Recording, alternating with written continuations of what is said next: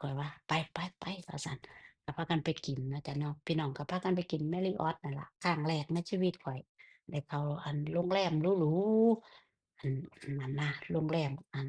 ข้อยก็ไปนั่งกินอยู่ใต้เพิ่นว่าJapanese ที่เพิ่นอันเฮ็ดแนวกินสมัยก่อนมันบ่ทันได้โด่งดังปานใดเนาะจ้ะพี่น้องเนาะเพิ่นก็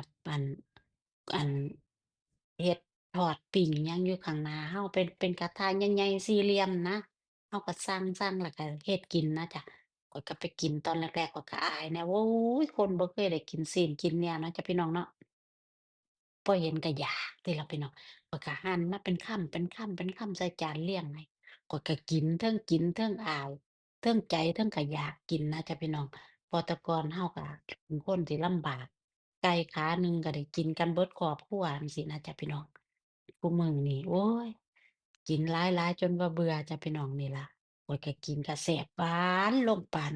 น้ำตาลอ้อยจ้ะพี่น้องโอ๊ยฝรั่งเพิ่นก็กินคือกันเพิ่นก็สั่งให้ข้อยเพิ่นก็ถามข้อยว่าเจ้าสิกินหยังล่ะอืมข้อยก็ว่าข้อยสิกินซีนว่าซั่นข้อยบ่เคยได้กินซีนจักเทื่อข้อยก็กินซีนมาจ้ะเนาะหลังจากนั้นเพิ่นก็ว่าเอาแต่งงานนำข้อยเนาะเพิ่นว่าบ่ทันได้จับได้บายได้หยังดอกจ้ะพี่น้องถ้าเราบ่เว้าว่าบ่จับบ่บายเนาะเราก็จับไม้จับมืออยู่ ข้อยก็เลยว่าอุ๊ยแหล่ๆดำๆแนวนี้เตี้ยๆป้อมๆแนวนี้เขาสิเอากูจริงบ่วะข้อยก็นึกในใจหรือว่าเขาสิตั๋วกูวะข้อยว่าข้อยก็นึกเอาของข้อยเบิดคิดเอาของข้อยเบิดเนาะเออถ้าสิคิดว่าสิตั๋วก็ตั๋วดอกวะกูก็เคยมีลูกมีผัวมาแล้วบ่เป็นหยังข้อยก็ว่าจั่งซี้นะจ๊ะข้อยก็เลยอันนี้ไปนำเลา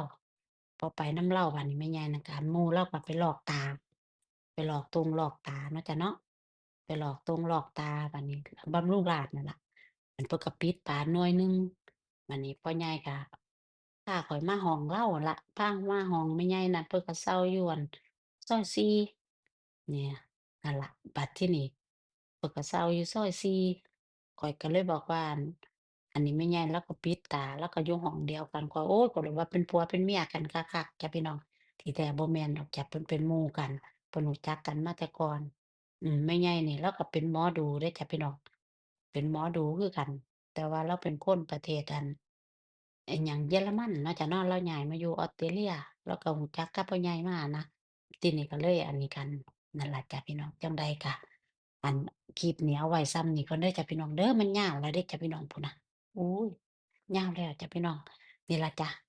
คลิปนี้ก็เอาไว้ส่ำนี้ขอบคุณหลายๆเด้อจ้ะ